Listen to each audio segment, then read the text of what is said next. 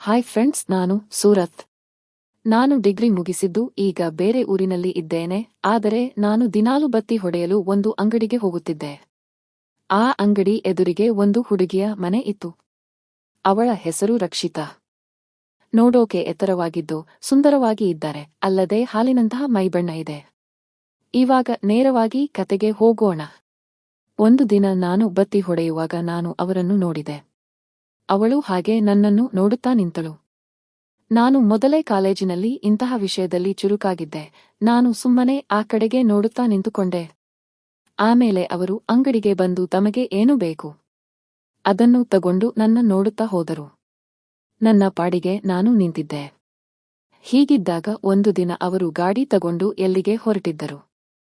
ಅವಾಗ ನಾನು ಕೂಡ ಹಿಂದೆ ಹೋದೆ. ಹೀಗೆ ದಿನಾಲು ದೂರದಿಂದಲೇ ಎಲ್ಲವನ್ನೂ ನಾನು ಗಮನಿಸ್ತಾ ಇದ್ದೆ. ಅದು ಅವರಿಗೂ ಗೊತ್ತಿತ್ತು. ಹೀಗೆ ಎಲ್ಲ 3-4 ತಿಂಗಳಿಂದ ನಡೀತಾ ಇತ್ತು. ಒಂದು ದಿನ ನಾನು ನಮ್ಮ ಫ್ರೆಂಡ್ ಮದುವೆಗೆ ಹೋದಾಗ ಅವರನ್ನು ನೋಡಿ ಶಾಕಾಯ್ತು.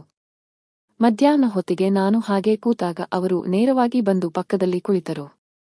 ಆಗ ಅವರು, ಯಾರಪ್ಪ ನೀನು, ನಿನ್ನ ನೋಡೇ ಇಲ್ಲ, ನಮ್ಮ ಸಂಬಂಧಿಕನ ಎಂದು ಕೇಳಿದರು. ಆಗ ನಾನು, ಮದುವೆ ಹುಡುಗಿ, ಅವರ ಕಂಪನಿಯಲ್ಲಿ ಕೆಲಸ ಮಾಡ್ತೀನಿ ಎಂದು ಹೇಳಿದೆ. ಆಗ ಅವರು, ಹಾಗಿದ್ದರೆ ನೀನು ಕೂಡ ವರ್ಕ್ ಫ್ರಮ್ ಹೋಮ್ ಮಾಡ್ತೀಯಾ ಎಂದು ಕೇಳಿದರು. ನಾನು ಹೌದು ಎಂದು ಹೇಳಿದೆ. ಆಮೇಲೆ ನಾನು, ನೀವು ಯಾರು ಅಂತ ಗೊತ್ತಾಗಲಿಲ್ಲ ಎಂದು ಹೇಳಿದೆ. ಆಗ ಅವರು, ನಾನು ನಿಮ್ಮ ಫ್ರೆಂಡ್, ದೂರದ ಸಂಬಂಧಿ ಎಂದರು. ಆಮೇಲೆ ನಾವಿಬ್ಬರು ಕುರ್ಚಿ ಮೇಲೆ ಊಟಕ್ಕೆ ಕೂತಾಗ ನಾನು ಅವರನ್ನೇ ನೋಡುತ್ತಿದ್ದೆ.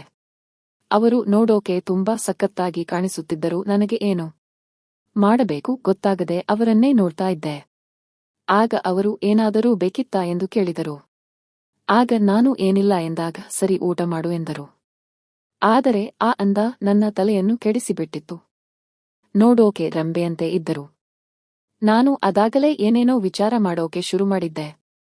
ಕೊನೆಗೆ ಊಟ ಆದಮೇಲೆ ನಾನು ಮನೆಗೆ ಹೋಗುವಾಗ ನನ್ನ ಫ್ರೆಂಡ್ ತಾಯಿ, ಸೂರಜ್ ಇವರನ್ನು ಮನೆಗೆ ಬಿಡಪ್ಪ ಎಂದರು. ಅಲ್ಲೇ ನಿಮ್ಮ ಏರಿಯಾದಲ್ಲಿ ಇರ್ತಾರೆ ಎಂದು ಹೇಳಿದರು. ನಾನು, ಅಯ್ಯೋ, ನಮ್ಮ ರೂಮಿನ ಹತ್ತಿರ ಇದ್ದಾರೆ ಎಂದು ಹೇಳಿದೆ. ಅವಾಗ ಹಾಗಿದ್ರೆ ಸರಿ, ಕರ್ಕೊಂಡು ಹೋಗು ಎಂದರು. ಆಗ ನಾನು, ಇಷ್ಟು ಬೇಗ ಹೋಗಲ್ಲ ಎಂದು ಹೇಳಿದೆ. ಅವಾಗ ಫ್ರೆಂಡ್, ಅಮ್ಮ, ಹಾಗಿದ್ರೆ ಅವರ ನಿನ್ನ ನಂಬರ್ ಕೊಡು, ಅವರೂ ಕೂಡ ಹೋಗೋದು ಲೇಟು, ಆಮೇಲೆ ಅವರೇ ನಿನಗೆ ಫೋನ್ ಮಾಡ್ತಾರೆ ಎಂದರು. ನಾನು, ರೋಗಿ ಬೆಸಿದ್ದು ಹಾಲು ಅನ್ನ ವೈದ್ಯ ಹೇಳಿದ್ದು ಅದೇ ಎನ್ನುವಂತೆ ಸುಮ್ಮನೆ ನಂಬರ್ ಕೊಟ್ಟೆ. ಅವರು ನನ್ನ ನಂಬರ್ ತಗೊಂಡು ಹೋದರು. ಆದರೆ ಅವರು ತಮ್ಮ ನಂಬರ್ ಕೊಡಲಿಲ್ಲ. ನಾನು ಸುಮ್ಮನೆ ಇದ್ದೆ. ಆಮೇಲೆ ಮದುವೆ ಎಲ್ಲ ಮುಗಿದು ಸಾಯಂಕಾಲ ಹೋಗುವಾಗ ನಾನು ಅವರನ್ನೇ ಹುಡುಕುತ್ತಿದ್ದೆ. ಆಗ ಅವರು ಅಚಾನಕ್ಕಾಗಿ ಎದುರಿಗೆ ಬಂದು, ಹೊರಟಿದ್ದೀರಾ ಎಂದು ಕೇಳಿದರು. ನಾನು, ಇನ್ನೇನು ಮದುವೆ ಮುಗಿತಲ್ವಾ, ಇವಾಗ ಹೋಗ್ತೀನಿ ಎಂದಾಗ ಅವರು, ಸ್ವಲ್ಪ ಹೊತ್ತು ಇರು, ನಾನು ಬ್ಯಾಗ್ ತಗೊಂಡು ಬರ್ತೀನಿ ಎಂದು ಹೇಳಿದರು. ಆಮೇಲೆ ಗಾಡಿ ಮೇಲೆ ಅವರನ್ನು ಕರೆದುಕೊಂಡು ಬಂದೆ. ಆದರೆ ಗಾಡಿ ಮೇಲೆ ಹೋಗುವಾಗ ಅದೆಂತ ಸ್ವರ್ಗ ಎಂದು ಮನಸ್ಸಲ್ಲೇ ಆನಂದ ಪಡುತ್ತಿದ್ದೆ. ಈ ನಡುವೆ ಅಲ್ಲಲ್ಲಿ ರಸ್ತೆ ಬೇರೆ ಸರಿಯಿದ್ದಿಲ್ಲ. ಹೀಗಾಗಿ ನಾನು ಅವಾಗ ಬ್ರೇಕ್ ಹಾಕ್ತಾ ಇದ್ದೆ. ಕೊನೆಗೆ ಅವರನ್ನು ಮನೆಗೆ ಬಿಟ್ಟು ರೂಮಿನ ಕಡೆಗೆ ಹೋದೆ. ಹೀಗೆ 2-3 ದಿನ ಆದಮೇಲೆ ನನಗೆ ಒಂದು ಬೇರೆ ನಂಬರಿಂದ ಫೋನ್ ಬಂತು. ನಾನು ಯಾರು ಎಂದು ಕೇಳಿದಾಗ ಅವರು ನಾನೇ ಎಂದು ಹೇಳಿದರು. ಅವಾಗ ನನಗೆ ಖುಷಿಯಾಗಿತ್ತು. ಕೊನೆಗೂ ನಾನು ಎಂದುಕೊಂಡಂತೆ ಆಯಿತು ಎಂದು ಮನಸ್ಸಲ್ಲೇ ಅಂದುಕೊಂಡೆ. ಆಮೇಲೆ ಇಬ್ಬರೂ 3-4 ತಿಂಗಳು ಮಾತಾಡ್ತಾ ಇದ್ದೆವು. ಹೀಗೆ ಒಂದು ದಿನ ನಾನು ಮತ್ತೆ ಇನ್ನೇನು ಹೊಸ ಸಮಾಚಾರ ಎಂದು ಕೇಳಿದಾಗ ಅವರು, ಏನಿಲ್ಲ, ನೀವೇ ಹೇಳಬೇಕು ಎಂದರು. ನಾನು, ನಿಮ್ಮ ಪತಿ ಕಾಣುವುದೇ ಇಲ್ಲ, ಎಲ್ಲಿರೋದು ಎಂದು ಕೇಳಿದಾಗ ಅವರು ಹೊರದೇಶದಲ್ಲೇ ಇರ್ತಾರೆ ಎಂದು ಹೇಳಿದರು. ಆಗ ನನಗೆ ಖುಷಿಯಾಗಿತ್ತು. ಆದರೆ ಆ ಖುಷಿ ಜಾಸ್ತಿ ಹೊತ್ತು ಇರಲಿಲ್ಲ. ಆಮೇಲೆ ಅವರು ನಾಳೆ ಬರ್ತಾ ಇದ್ದಾರೆ ಎಂದು ಹೇಳಿಬಿಟ್ಟರು. ನಾನು, ಹೌದಾ, ಸರಿ ಎಂದು ಹೇಳಿದೆ. ಆಮೇಲೆ ನಾನು, ಅದೇನು ಮದುವೆ ಮನೆಯಲ್ಲಿ ನಿಮ್ಮ ಪತಿ ಬಗ್ಗೆ ಬೇರೆಯವರ ಜೊತೆಗೆ ಮಾತಾಡ್ತಾ ಇದ್ದೀರಿ ಎಂದು ಕೇಳಿದಾಗ ಅವರು, ನಮ್ಮ ಗಂಡ ಅನುಮಾನ ಪಿಶಾಚಿ, ನನ್ನ ಯಾವಾಗಲೂ ಒಂಥರ ನೋಡ್ತಾರೆ ಎಂದರು. ಆಗ ನಾನು, ಇಂದಲ್ಲ, ನಾಳೆ ತಪ್ಪು ತಿದ್ದಿಕೊಳ್ಳುತ್ತಾರೆ ಎಂದು ಹೇಳಿದಾಗ ಅವರು, ನಾನು ಪ್ರಾಣ ಬಿಟ್ಟ ಮೇಲನೆ ಸರಿ ಹೋಗ್ತಾರೆ ಎಂದು ಹೇಳಿದರು. ನಾನು, ಅಯ್ಯೋ ಬಿಡಿ, ಯಾಕೆ ಹೀಗೆ ಮಾತಾಡ್ತೀರಾ ಎಂದು ಹೇಳಿದೆ. ಅವರು, ಅಯ್ಯೋ, ನಿನಗೆ ಗೊತ್ತಿಲ್ಲ, ನಾನು ಪ್ರತಿದಿನ ಕಷ್ಟಪಡ್ತೀನಿ, ನನ್ನ ಕಷ್ಟ ನನಗೆ ಮಾತ್ರ ಗೊತ್ತು, ಅದನ್ನು ಸರಿಯಾಗಿ ಕೊಟ್ಟಿಲ್ಲ ಅಂದ್ರೆ ಹೊಡಿತಾರೆ ಎಂದು ಹೇಳಿದರು. ಆಗ ನಾನು, ಏನು ಕೊಡೋದು ಎಂದು ಕೇಳಿದಾಗ ಅವರು, ಅದೇ ನಿನಗೆ ಗೊತ್ತಿಲ್ವಾ, ಗೊತ್ತಿಲ್ಲದೆ ತರ ಕೇಳ್ತೀಯಾ ಎಂದು ಹೇಳಿದರು. ಆಗ ನಾನು, ಅದೆಲ್ಲ ಸಹಜ ಅಲ್ವಾ ಎಂದಾಗ ಅವರು, ಕುಡಿದ ಮತ್ತಲ್ಲಿ ಹೊಡಿತಾರೆ ಗೊತ್ತಾ ಎಂದರು. ಆಗ ನಾನು, ಹಾಗಿದ್ರೆ ನೀವು ಸುಖದಿಂದ ಇಲ್ವಾ, ಹೊಡಿತಾರೆ ಬಡಿತಾರೆ ಎಂದರೆ ನಿಮಗೆ ಕಷ್ಟ ಜಾಸ್ತಿ ಅನ್ಸುತ್ತೆ ಎಂದಾಗ, ಹೌದು ಎಂದು ಹೇಳಿದರು. ಹೀಗೆ ಮಾತಾಡ್ತಾ ಮಾತಾಡ್ತಾ ಫ್ರೆಂಡ್ಸ್ ಆದ್ಮೇಲೆ ಅವರು ಖುಷಿಯಾಗಿ ಇದ್ದರು. ಹೀಗೆ ಒಂದು ನಾನು, ಏನು ಇವತ್ತು ಜಾಸ್ತಿ ಖುಷಿಯಾಗಿ ಇದ್ದೀರಾ ಎಂದು ಕೇಳಿದಾಗ ಅವರು, ನಿನ್ನ ಜೊತೆ ಮಾತಾಡೋದು ನನಗೆ ಖುಷಿ ನೀಡುತ್ತೆ ಎಂದರು. ಆಗ ನಾನು ನಿಧಾನವಾಗಿ ನಮ್ಮ ದಾರಿಗೆ ಬರ್ತಾ ಇದ್ದಾರೆ ಎಂದು ಮನಸ್ಸಲ್ಲೇ ಎಂದುಕೊಂಡು, ಆಮೇಲೆ ನಿನ್ನೆ ಜೋರು ಇತ್ತು ಅನ್ಸುತ್ತೆ, ಅದಕ್ಕೆ ಇವತ್ತು ಖುಷಿಯಾಗಿ ಇದ್ದೀರಾ ಎಂದುಕೊಂಡೆ ಅಂದಾಗ ಅವರು, ಅಯ್ಯೋ ಅದು ಮಾಮೂಲು, ಅವರು ತಮ್ಮ ಕೆಲಸ ಮುಗಿಸಿ ಬೀಳ್ತಾರೆ, ಆದರೆ ನಾನು ಕೈ ಕೆಲಸ ಮಾಡಬೇಕು ಎಂದರು. ಆಗ ಅವರು, ನೀನು ತಪ್ಪು ತಿಳಿಯಲ್ಲ ಎಂದರೆ ಒಂದು ಮಾತು ಕೇಳ್ತೀನಿ ಎಂದರು. ನಾನು ಸರಿ ಎಂದಾಗ ಅವರು, ನೀನು ಯಾವತ್ತಾದರೂ ಆ ಕೆಲಸ ಎಂದು ರಾಗ ಎಳೆದರು. ಆಗ ನಾನು, ಒಂದು ಸಲ ಅಷ್ಟೇ ಎಂದು ಹೇಳಿದೆ. ಅವಾಗ ಅವರು, ಹೌದಾ, ಎಲ್ಲಿ, ಯಾವಾಗ ಎಂದು ಕೇಳಿದರು. ಆಗ ನಾನು, ನಮ್ಮೂರಲ್ಲಿ ಒಂದು ಸಲ ಆಗಿದೆ ಎಂದು ಹೇಳಿದೆ.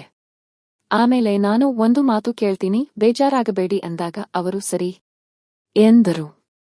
ಆಗ ನಾನು, ನೀವು ಬೇರೆ ಕಡೆ ಎಂದು ಕೇಳಿದಾಗ ಅವರು, ಹಾಗೇನಿಲ್ಲಪ್ಪ, ಎಷ್ಟೋ ಸಲ ಬೇರೆ ಬೇರೆ ವಿಚಾರ ಬಂದರೂ ಸಹಿತ ನಾನು ಆ ಕೆಲಸಕ್ಕೆ ಹೋಗಿಲ್ಲ, ನಮ್ಮ ಪತಿಗೆ ಗೊತ್ತಾದರೆ ನನ್ನ ಕತೆ ಮುಗೀತು ಎಂದು ಹೇಳಿದರು.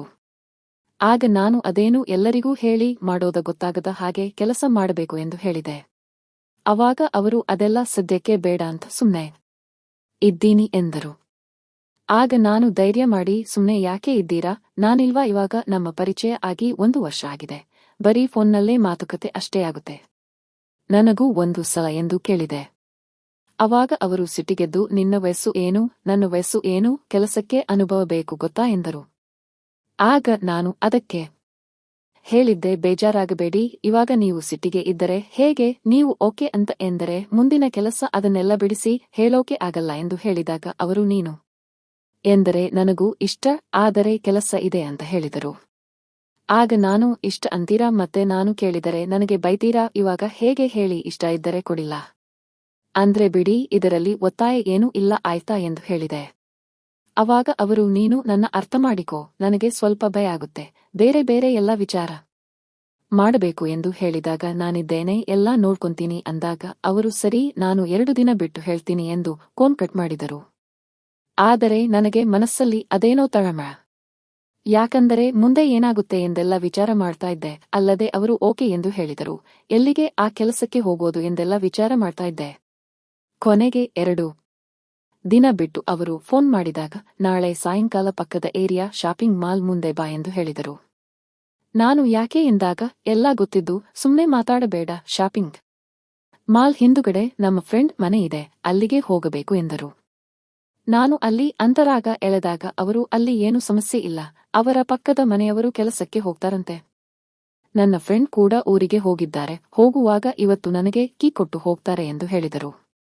ನಾನು, ಅವರ ಮನೆಯಲ್ಲಿ ಯಾರಿಲ್ವಾ ಎಂದಾಗ, ಎಲ್ಲರೂ ಕೂಡಿಕೊಂಡು ಊರಿಗೆ ಹೋಗ್ತಾ ಇದ್ದಾರೆ, ನೀನು ಸುಮ್ನೆ 108 ಪ್ರಶ್ನೆ ಕೇಳಬೇಡ, ಸುಮ್ನೆ ಬಾ, ಇಲ್ಲದಿದ್ದರೆ ಬೇಡ ಎಂದರು. ನಾನು, ಸರಿ ಸರಿ ಬರ್ತೀನಿ ಎಂದು ಹೇಳಿದೆ. ಕೊನೆಗೆ ನಾನು ಮರುದಿನ ಅವರು ಹೇಳಿದ ಅಡ್ರೆಸ್ಗೆ ಹೋದೆ. ಅಲ್ಲಿ ಯಾರೂ ಇರಲಿಲ್ಲ, ಬೆಲ್ ಮಾಡಿದಾಗ ಅವರು ಬಾಗಿಲು ತೆರೆದರು. ಅವರನ್ನು ನೋಡಿ ಖುಷಿಯಾಯಿತು. ಅವಾಗ, ಏನೋ ಹಾಗೆ ನೋಡ್ತಾ ಇದ್ದೀಯಾ ಎಂದಾಗ ನಾನು, ಇವತ್ತು ನೀವು ಬೇರೆ ತರ ಕಾಣುತ್ತಿದ್ದೀರಾ ಎಂದಾಗ ಅವರು, ಸರಿ ಒಳಗೆ ಬಾ, ಕಾಫಿ ಮಾಡ್ತೀನಿ ಎಂದು ಹೇಳಿದರು. ನಾನು ಸರಿ ಎಂದು ಹೇಳಿದೆ. ಅವರು ಅಡುಗೆ ಮನೆಗೆ ಹೋಗಿದ್ದೆ ತಡ, ನಾನು ಅಲ್ಲಿಗೆ ಹೋಗಿ ಅಲ್ಲೇ ಆ ಕೆಲಸ ಶುರು ಮಾಡಿದೆ. ಅವರು ಕೂಡ ನನಗೆ ಹೇಗೆ ಸರಿಯಾಗಿ ಆ ಕೆಲಸ ಮಾಡಬೇಕೆಂದು ಹೇಳಿಕೊಟ್ಟರು. ಆಮೇಲೆ ಅವರು ನನಗೆ ಕುಡಿಯಲು ಕಾಫಿ ಕೊಟ್ಟರು. ಆಗ ನಾನು ಅದನ್ನು ಕುಡಿಯುತ್ತಾ ನಿಂತಾಗ ಅವರು, ಪರವಾಗಿಲ್ಲ, ನೀನು ಒಳ್ಳೆಯ ಕೆಲಸಗಾರ, ಚೆನ್ನಾಗಿಯೇ ಕೆಲಸ ಮಾಡ್ತೀಯಾ ಎಂದರು.